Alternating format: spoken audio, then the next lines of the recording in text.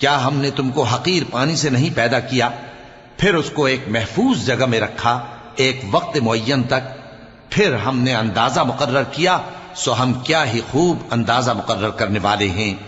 اس دن جھٹلانے والوں کی خرابی ہوگی۔ کیا ہم نے زمین کو سمیٹنے والی نہیں بنایا، یعنی زندوں اور مردوں کو، اور ہم نے اس پر اونچے اونچے پہاڑ رکھ دیے اور تم لوگوں کو میٹھا پانی پلایا۔ اس دن جھٹلانے والوں کی خرابی ہوگی۔ جس چیز کو تم جھٹلایا کرتے تھے اب اس کی طرف چلو، یعنی اس سائے کی طرف چلو جس کی 3 شاخیں ہیں، نہ ٹھنڈی چھاؤں اور نہ شولوں سے بچاؤ۔ اس سے آگ کی اتنی اتنی بڑی چنگاریاں اڑتی ہیں جیسے محل، گویا زرد رنگ کے اونٹ ہیں۔ اس دن جھٹلانے والوں کی خرابی ہوگی۔ یہ وہ دن ہے کہ لوگ لب تک نہ ہلا سکیں گے اور نہ ان کو اجازت دی جائے گی کہ عذر کر سکیں۔ اس دن